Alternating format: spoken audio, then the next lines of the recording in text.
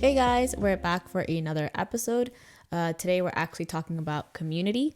John, I know you wanted to talk about community months ago, like actually a year ago, and I was the one who was a little hesitant about it because we hadn't found our community just yet. Like I hadn't found it just yet.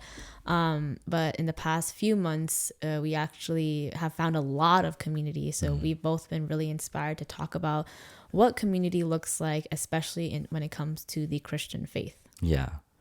And some of the things to kind of give a definition of like why we need community and what does community look like. Or characteristics of community. Exactly. So yesterday we were doing a Bible study. Well, I was doing a Bible study with a couple of friends, and they were throwing out different kind of like words to describe what it is to have community or what does community look like. Some of the things that came up were safety, inclusion, authenticity, gentleness, honesty, patience, and more. Like there was a lot more. But what I also noticed was that these are also characteristics of God. And it brought me back to a class that I took at some point that basically explained different characteristics of God. And in Genesis 1, you see a bunch of different things that God's able to do and different ways that God likes to operate in. And one thing that I thought was awesome was God is a God of creativity. So he's able to construct, he's able to build. But other things that are more important to this text, like in Genesis 1:26, it says, "Let us make man in our image." So that God of creativity, he's expressed as a God, our, plural. So in other words, he's coming from a context of community and he's building us in the image of him, which essentially means, okay, so you guys will reflect who I am, but I am a community. So you must also then be what? A community. So we get this sense that we're built in his image, we're built for community, but then that community is also supposed to look like safety, inclusion, authenticity, gentleness, honesty, and patience. So all these things kind of like wrap together to kind of create what we're supposed to look like. And not only are we designed for community, I kind of thought this out yesterday, we're designed to reflect a holy community. And I wanted to add on to that, the let us aspect.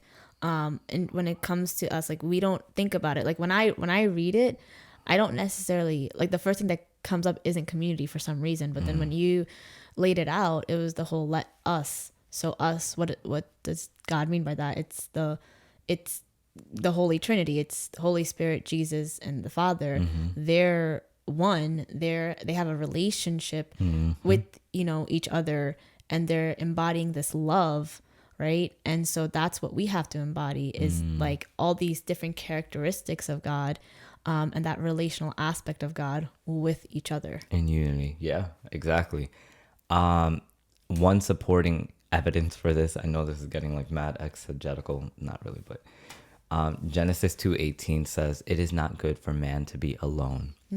And one of the first things I thought of when I heard this was, how is man alone if he has God? But God still deemed that to be alone somehow, right? Yeah. And I immediately thought, okay, so that means we still need people by our side. Yeah. If he feels like we're alone when we are alone and still have him, and Adam was at the apex of having God by his side, Yeah. how much more will we need community now? Because that was like pre-sin, that was pre-fall. So like the fact that Adam is alone, I just realized that, like, how is it possible? Like you would be like in such bliss just being with God. You literally, he's entering the garden to be able to Yeah. connect with you.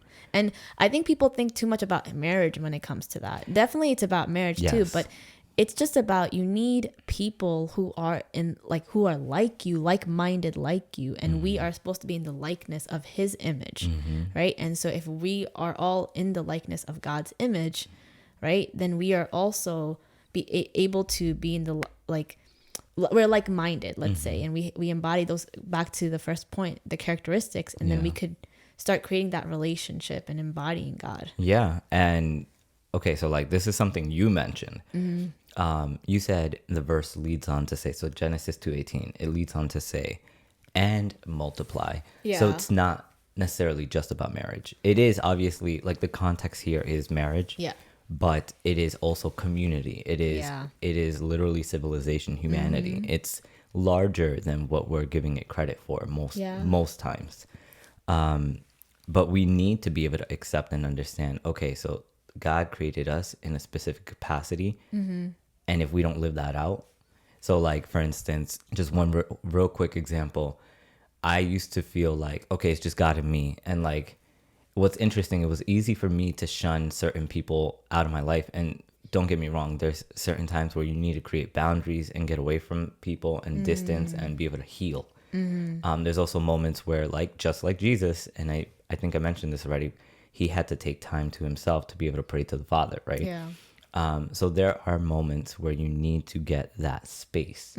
But at the end of the day, he still built you for a specific purpose. And if his entire thing is community because he himself is love, if you subtract yourself out of that, you wind up becoming isolated and vulnerable to a distorted image of what he initially planned for. Yeah. And you see it in a non, I guess, Christian context too. It's just psychologically, you don't have community around you. You're not close to friends or family. It starts to get really painful over time. And your mind starts to get warped too a little bit in terms of seeing your life and just life in general in a lens of isolation. Yeah. Life just is perceived differently when you're by yourself versus when you have someone that you can share it with. Again, not in a marriage context, but call up, text, hang out with, or whatever it may be. Yeah. Okay, so for me, another little thing was like a long time ago, I used to be like a fiend for anime.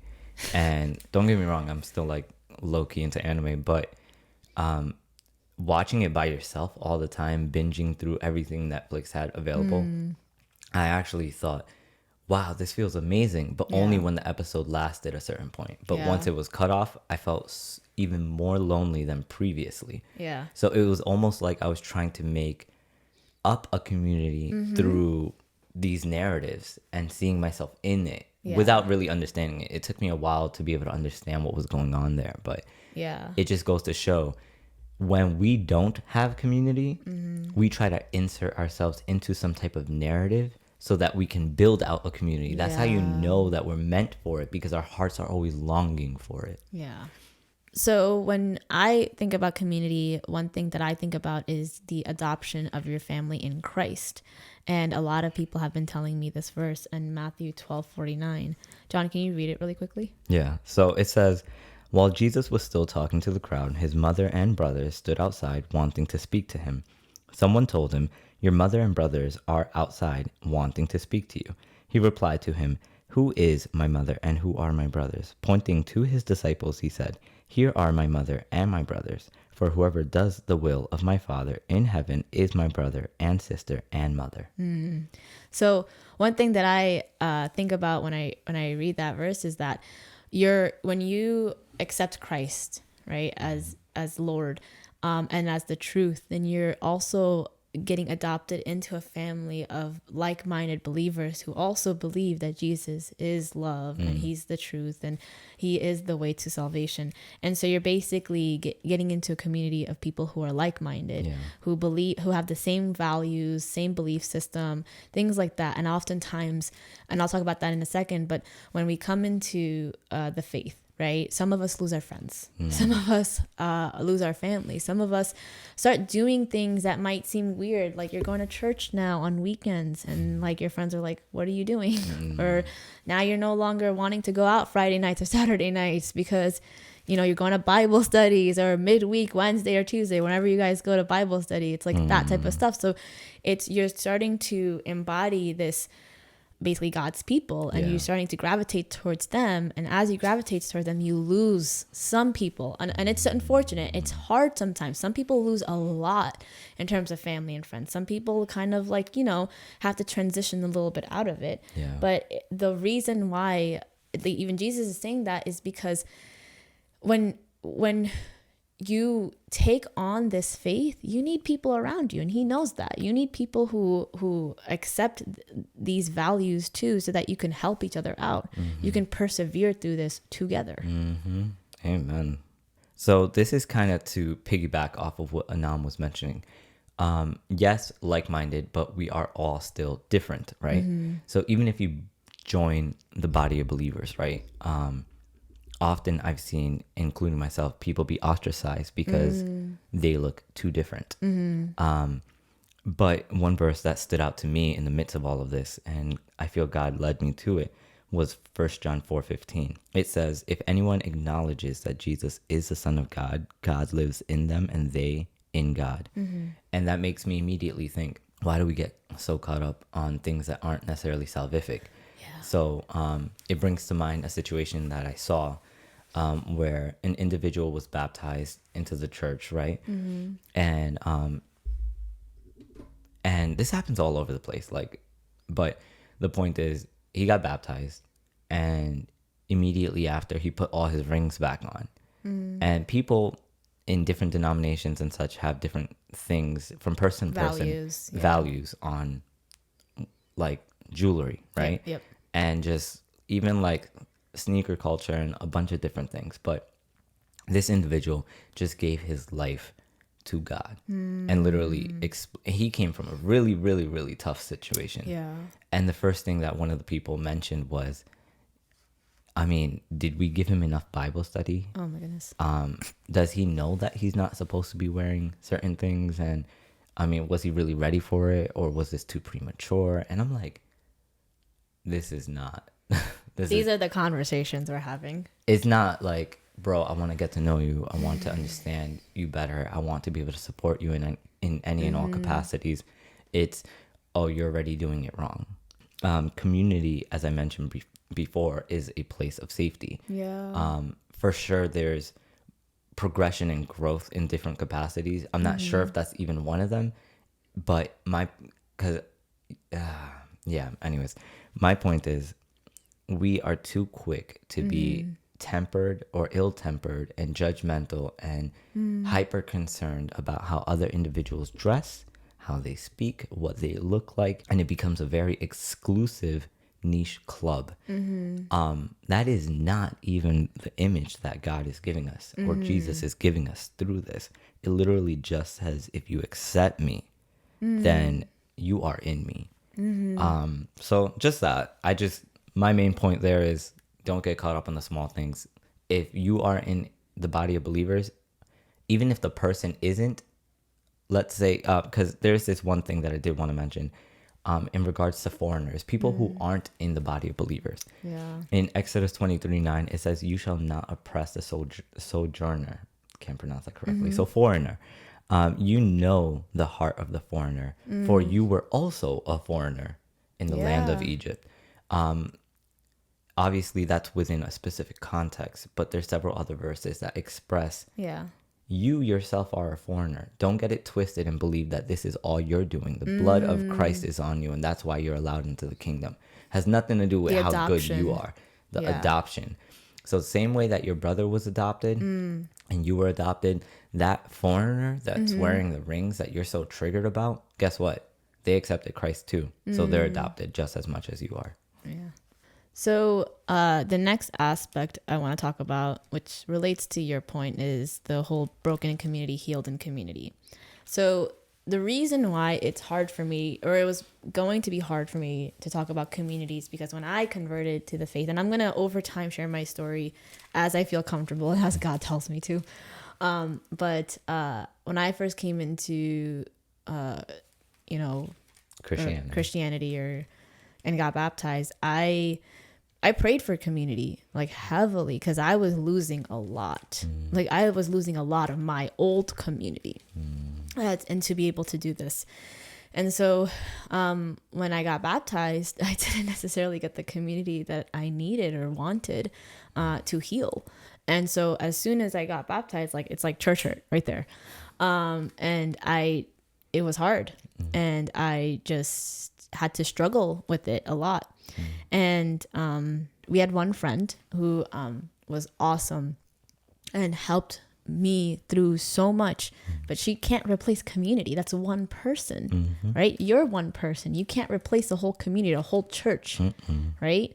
And so I think oftentimes we don't realize, like, when someone gets baptized, depending on their circumstances, they need people, right? They need friends, they need believers around them, praying for them, this and that, depending on your situation. And so for me, I was really hurt, and I prayed for community for a really, really long time. It took 3 years. It took 3 years to finally get community. And like, now that we're in community, I'm just like, wow, like, this is what community feels like. This is what being in a community with believers who have the same values and, you know, are lifting you up and you're lifting them up. Like, this is what it feels amazing. And it's healing me in the things that I needed 3 years ago. And for me, it was so different because I was like, I felt isolated for a really long time. Like, yes, I have you. But again, you cannot replace community just because you're one person. You're my husband, and you can't be all these other people in my life that I need. And so now I think about it and I'm like, well, like, I'm praying for people. I can ask for prayers. We're doing Bible studies together. We're enjoying our time. Like, I feel like I'm growing and my spiritual life is growing. I'm getting more mature. I'm thinking about things. I'm getting convicted about things. Like, there's so much that community is doing. But again, like, when I came in, I didn't have that, and it was just difficult. And unfortunately, it's hard to say this, but like, God is enough, but God also knew that I need people, right? And I still have questions for him because I'm like, God, I prayed to you about community, and you know, I didn't necessarily get the one I wanted or everything that I wanted, and it hurt in certain places. But I also know, like, you know, he knows what he's doing, and he's only able to do so much depending on other people's choices and things like that. So I have to just come to an understanding of, well, now I have it and I'm building it, and it just feels awesome. One thing that came to mind when you were talking was, often when people try to like quit something, like an addiction or like a bad habit or just kind of like a pattern or something, right? There's this, I don't know that everybody would call it this, but there's this idea of purity culture where you just stop doing the thing, right? But then you don't replace it with anything. And I think that's what it is to leave your previous life behind and come into a body of believers. Sometimes you need a new mom, a new dad, new friends, new brother, new sister. And thank God for mentors, because they really fill those shoes in certain ways where our friends or even family at times wouldn't necessarily be able to understand how to. And that's kind of what I'm trying to express. Like, if you find yourself in a position where you feel lonely in the church, that should not necessarily be the case. And sometimes you may need to if you're in a community of believers and it's just not working out, because it kind of happened to us as well a little bit, then you got to switch. It's okay to switch. It's okay to be like, okay, like, you know, I tried. I was here for months or a year, whatever, however long, you know, you're trying for. And you're like, I need to go find something else. I need to go find another community of believers who can help me. Like, for instance, kind of to make that a little more real. So when we moved here, we were looking for community, and we did find community in many ways, but I didn't know that the community that I think God was trying to lead me to would help me figure out some of the identity issues that I go through. So like I spoke about this on a previous podcast, our first podcast, church hurt, racial issues and such. So I also got the chance to speak about this kind of like a sermon, but it was me and Anam on a stage. It was different. All this to say that I finally found a community of believers that were able to pour into me in the ways that I needed, because I was struggling with being Afro-Latino and not necessarily knowing how to walk in that. And the people that I met at this church that I'm currently going to, know exactly what I'm going through, and they're Yeah. able to pour into me in so many ways that I never even knew. Yeah. Sometimes it'll be even better than friendships, because your friends can be there for you in certain ways, your old friends, let's say, Yeah. but and even new friends, but sometimes you need an entire community, and we know this cliche, but it takes a community to raise a kid. It's Yeah. not just one parent. Yeah. And then I also want to just put a disclaimer out here.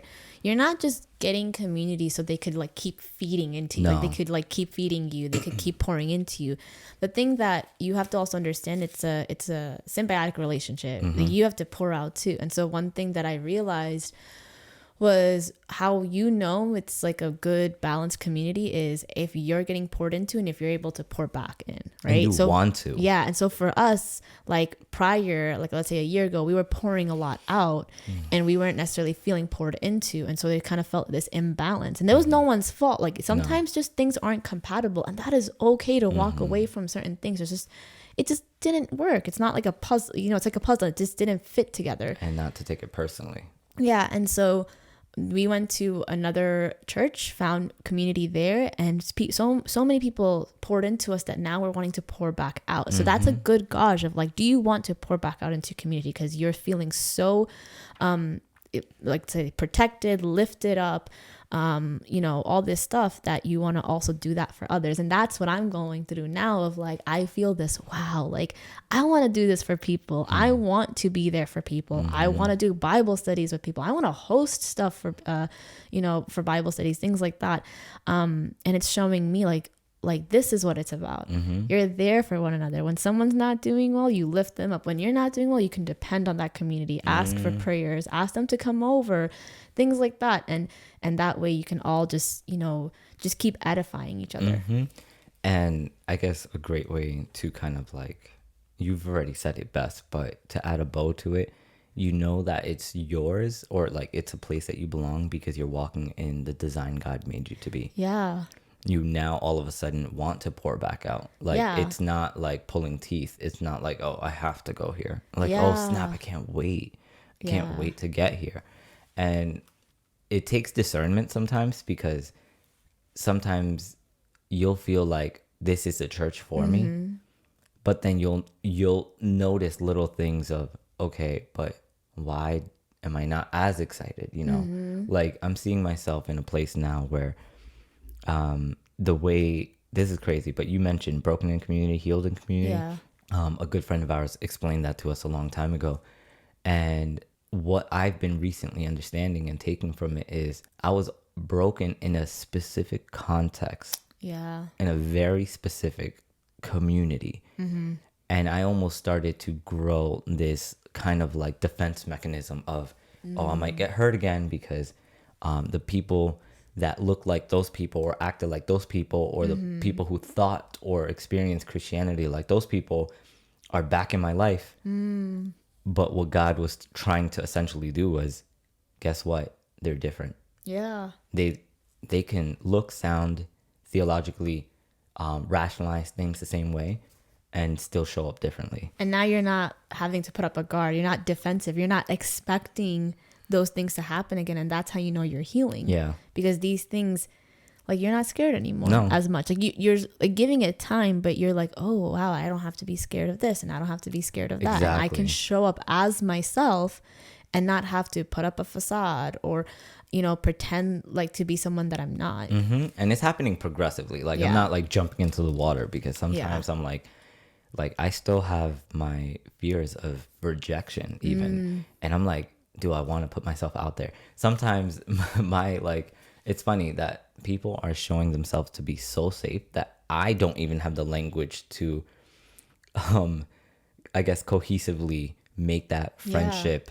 like normal, let's say. Yeah. And so sometimes I'll be like, listen, I'm awkward as heck. I didn't know that you were going to be this cool and this safe and so I just show them that I'm vulnerable, and God takes it from there. But like, honestly, I think that you're not in the right place when you're tense, when you are almost like reactionary. You're like assuming and expecting something to happen. If that's the case, check out something else in the meantime and just pray to find a community of believers that will make you come down from that hostility or that tension. Yeah, and one thing that, like, what you're saying remind me of is the whole me, myself, and I mentality. When I first got into like Christianity, and I got hurt by community very, very quickly on that. I was kind of like, I hate God's people. I just hate them. Like, I was so angry because I was just like, this is what it's like, God. Like, I don't want to do this then, if that's what it's like. And I was just hurting for so long because I couldn't understand, like, or fathom that believers would be able to do, like, would be able to hurt me specifically. And I had to come to this understanding that, again, not everyone, just because they're Christians, just because they're in the same denomination as you or whatever it may be, they are not the community for you. But it took me a while, and it took us a while to open back up to community, and we had to try different things out. And now, again, healing is happening, and all the things that I specifically needed back 3 years ago, like, God is showing me. And there's one time that I literally was crying, like, listening to one of the sermons because it was about community, and I was just like, wow, like, they embody, and not like, they're not just speaking about it. I'm actually real time seeing how they're acting towards each other, all the events that they're doing, making sure that they're like, hey, no one gets left out. And I'm like, whoa, like, this is amazing. And I think it's beautiful that it's finally showing up. And I think God made it work and is showing me, listen, it's not all people. Everyone is broken, by the way. So you kind of have to give grace in that. It's not to excuse people either, but it's just to say, not everyone is like that. Yes, you will be broken in community, but you can also be healed. Yep. And the thing, one thing or two things I wanted to touch on was, what's beautiful about the place that we're at right now is their outreach. Like, Yes. I read something at some point that said, you have too much time on your hands. And it was talking about a church that's like too jaded, essentially. You have so much time on your hand that you're able to pick at each other's flaws. You're not doing the will of God by being out there and saving souls. And because when you're out there doing that, you don't have time to be struggling about, oh, that dude's wearing a pendant, or that person's wearing this, or her hair is done this way, or look at, like, you're not stressing about that. I think that's a huge, amazing sign of like a healthy church. But then I think one thing I do want us to understand is church is not for the healed. It is for the broken and for the sick. And so if you come in with this expectation that you won't get hurt, it'll hurt more because it'll feel like betrayal. Yeah. It'll feel like, where'd that come from? You're supposed to be. And it's not to go in thinking I will get hurt, but it's like, don't paint the entire church community and all of Christianity in a certain lens because one individual acted up. I unfortunately went through a similar situation like that, and I left for quite some time. And I'm thankful that I was able to make it back, because now I'm like, oh, I get to be the individual that shows a different character than the person who hurt me. And so I'm doing everything that I can to show up in a way that people will feel loved, safe, considered. If you don't see that in your community, you could be that person, but more often than not, I would actually suggest find something that makes you feel safe and loved.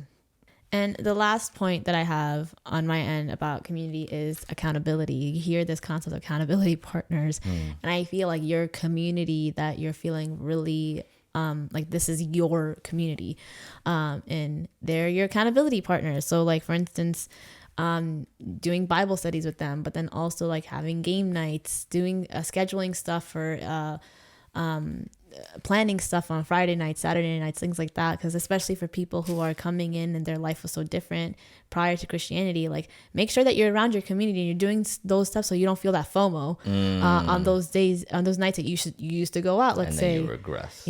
And so make sure that you're constantly being around those like-minded people, because that's what's going to edify you. Going back to your old community that wasn't the best for you, and they could still be believers, but if they weren't the best for you, if they had toxic tendencies, if there was a lot of pain and trauma from that community, you're going back to that.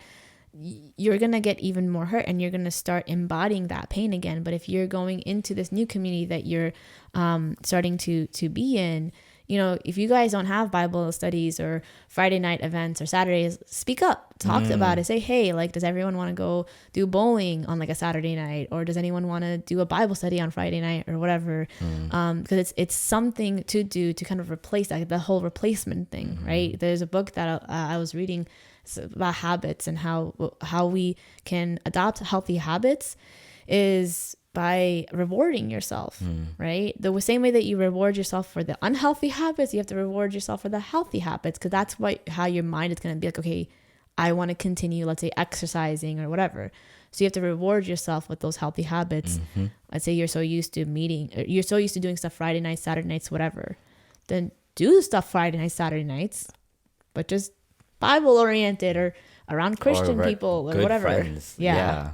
And the other thing about accountability is that, like, for me specifically, we've been doing a lot of Bible studies and being around people that I've been getting convicted a lot lately, and to the point where I've never really opened up a lot to people about the, you know, specific like internal issues I'm going through with my faith or God. But now I'm like even the other night, I just kept feeling so convicted, like, tell everyone. And like, I just spit it out. I was like, guys, this is what's going on. And it felt like such a burden was lifted, because everyone was like, hey, like, that's understandable, and whatever. And they were praying for me and this and that. And I was like, wow, like, I'm not getting judged.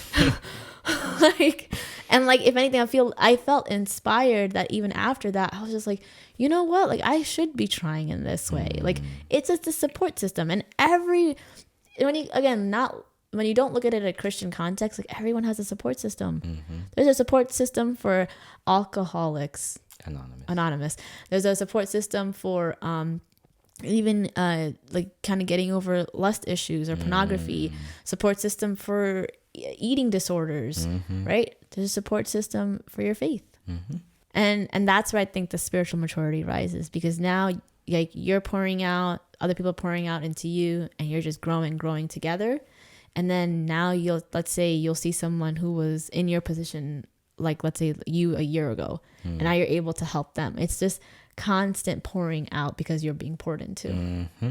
Okay, so to wrap this up, it is community that you need, whoever you are out there. And the major theme, the character or characteristic about God and who God is above all else is love. And so I wanted to read 1 Corinthians 13:1, just a part of it. It says, if I speak in languages of men and of angels, but have not love, I'm only a resounding gong or a clanging cymbal. If I have the gift of prophecy and can fathom all mysteries and knowledge, and if I have faith that can move mountains, but I have not love, I am nothing. And this is just kind of to say, your community will build that in you, or it'll take it from you, and you need to be mindful, discerning of what is that community that you're in. Is it a community that's fostering the character of God in you, or is it the exact opposite? For me, Anam, and a couple of friends that we have, we get excited when we get the chance to hang out with them or even speak to them virtually. Or we have a couple of friend groups that now we're just like, I can't wait to like be able to connect. Yeah. That's the vibe you need to be looking for. It can't be this type of friendship where you're always feeling straining. Exactly. Last thing I wanted to say about that, because you just reminded me of it. Like and I don't know if I brought this up prior, but I thought I still think I'm an introvert. But I always thought I was like a really crazy introvert. Like I was like a hermit type of introvert. And I realized now that we're in community, it's like, or that we have a lot of really amazing people around us, that I'm like, I don't think I'm as introverted as I thought. I think it's more so that when it was draining me initially, because I was pouring out, but I wasn't necessarily being poured into as much as I would have liked. And now I'm like, wow, I want to be around people so much that like my introversionness can't keep up. And I'm like exhausted afterwards. I'm like, I still want to hang out, but I can't. My body and my mind is just like mushed right now. All this to say is just like, is it inspiring you to pour back out, or is it draining you and making you feel even more lethargic than you should be feeling after, let's say, hanging out or going to a specific church or whatever.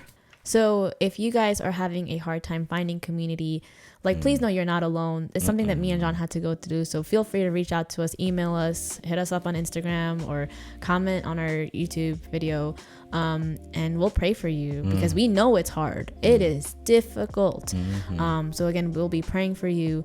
And just know God will answer your prayer. Amen. God has a plan. Awesome. Peace. Bye, guys.